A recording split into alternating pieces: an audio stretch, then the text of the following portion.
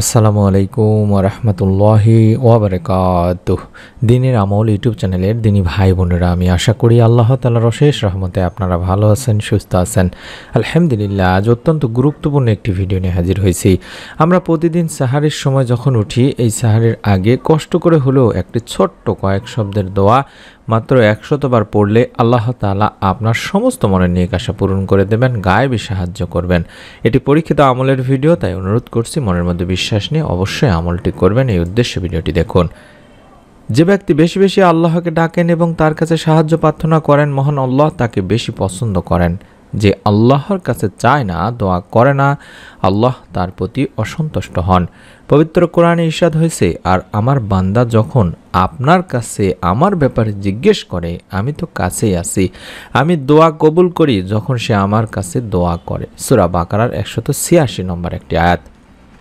অন্যত আল্লাহ তাআলা আরও বলেন, আর তোমরা তোমাদের রবকে ডাকো বিনীতভাবে ও নীরবে, নিশ্চয়ই তিনি সীমালঙ্ঘনকারীদের পছন্দ করেন না। সূরা আরাফের 55 নম্বর আয়াতে বলা হয়েছে, আল্লাহর চেয়ে উত্তম দাতা ও সাহায্যকারী আর কেউ নেই, একমাত্র শুধুমাত্র তিনি বান্দার সব অভাব অভিযোগ পূরণ করতে পারেন। আল্লাহ রাসূল সাল্লাল্লাহু আলাইহি ওয়াসাল্লামও বলেন, তোমরা আল্লাহ তাআলার কাছে তার দয়া ও রহমত চাও, কেননা আল্লাহ তাআলা চাইলে তিনি খুশি হন। এটি তিরমিজি শরীফের একটি হাদিস। আল্লাহ তাআলার রহমত সৎ কর্মশীলদের নিকটবর্তী, তিনি অসহায়দের একমাত্র সহায়। তাই আল্লাহ তাআলার কাছে সব সময় চাইতে হবে। তবে রাতের দোয়াকে মহান আল্লাহর সবচেয়ে বেশি পছন্দ করে থাকেন। রাতে এমন একটি দোয়া রয়েছে যেটি করলে আল্লাহ পাক তার দোয়া ফেরত দেন না। সুবহানাল্লাহ, সুবহানাল্লাহ। সেই দোয়াটি আমি স্ক্রিনের মধ্যে দেখাচ্ছি। এই দোয়াটি কম করে হলে একবার পাঠ করবেন। তারপরে যে ছোট্ট দোয়াটি পড়তে বলবো, সেই দোয়াটি অন্তত 100 বার পাঠ করে নেবেন। অর্থাৎ আগে এই দোয়াটি একবার পড়ে নেবেন। এই দোয়ার পরে আপনি যদি আল্লাহ তাআলার কাছে কিছু চান, তাহলে আল্লাহ তাআলা তার চাওয়া পূরণ করে থাকেন। আর দোয়াটি হচ্ছে, লা ইলাহা ইল্লাল্লাহু ওয়াহদাহু লা শারীকা লাহু লাহুল মুলকু ওয়া লাহুল হামদু ওয়া হুয়া আলা কুল্লি শাইইন কাদির। সুবহানাল্লাহি আলহামদুলিল্লাহি ওয়া লা ইলাহা ইল্লাল্লাহু আল্লাহু আকবার লা হাওলা ওয়া লা কুওয়াতা ইল্লা বিল্লাহ।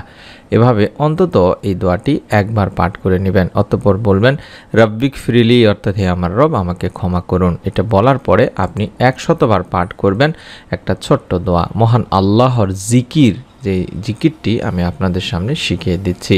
আল্লাহ তাআলার সুন্দর সুন্দর পবিত্র গুণবাচক নাম রয়েছে এবং মহান আল্লাহর গুণবাচক নামের জিকির করারও তাগিদ দিয়েছেন কোরআন ও হাদিসে। পবিত্র কোরআনে মহান আল্লাহ বলেন, আল্লাহর রয়েছে সুন্দর সুন্দর নাম, অতএব তোমরা তাকে সেসব নামেই ডাকবে। সূরা আরাফের 180 নম্বর আয়াতে বলা হয়েছে। হযরত আবু হুরায়রা রাদিয়াল্লাহু তাআলা আনহু থেকে বর্ণিত হাদিসে আছে, তিনি বলেন, মহান আল্লাহর 99টি নাম আছে, এক কম 100 নাম। যেই ব্যক্তি এই নামগুলো হেফাজত করবে সে জান্নাতে প্রবেশ করবে, অর্থাৎ মুখস্থ করবে।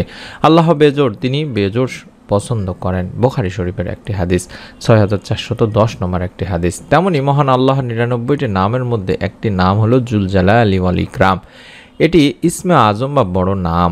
জালাল শব্দের অর্থ মর্যাদাবান এবং ইকরাম অর্থ হলো সম্মানিত। আল্লাহ বড় বা শ্রেষ্ঠত্ব প্রকাশ করতে যেসব নামে ডাকা হয় সেগুলোকেই বলা হয় ইসমে আজম।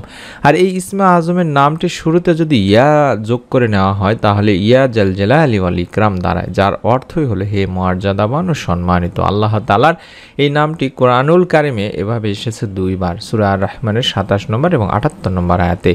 ইয়া জাল জালালি ওয়াল ইকরামের বিস্তারিত অর্থই হলো সমস্ত সৃষ্টি জগতের মালিক, যিনি সৃষ্টিগুলো হতে ভয় পাওয়ার হকদার ও একমাত্র প্রশংসার যোগ্য, মহৎ, বড় ও দয়া ও স্থানের অধিকারী।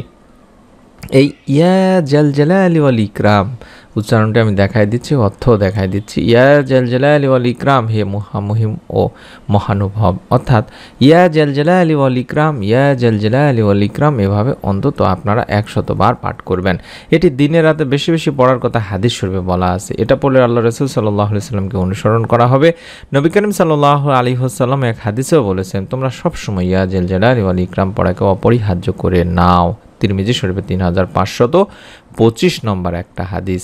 সবসময় এই নাম পড়ার প্রতি নির্দেশ দেওয়া হয়েছে দিনী ভাই বোনেরা। আমরা যদি পবিত্র রমজান মাসে ইফতারের আগে, সাহারির আগে যে সময়গুলোতে দোয়া কবুল হয়, সেই সময়গুলোতে যদি এই দোয়াটি অন্তত 112 কম করে পড়তে পারি, আল্লাহ তাআলা আমাদের দোয়াও ফিরাবেন না ইনশাআল্লাহ। মনের মধ্যে বিশ্বাস নিয়ে আমলটি করবেন এই উদ্দেশ্যে বা নিয়ত করে ভিডিওটিতে অবশ্যই একটি করে কমেন্ট করবেন, অন্তত আমিন লিখে।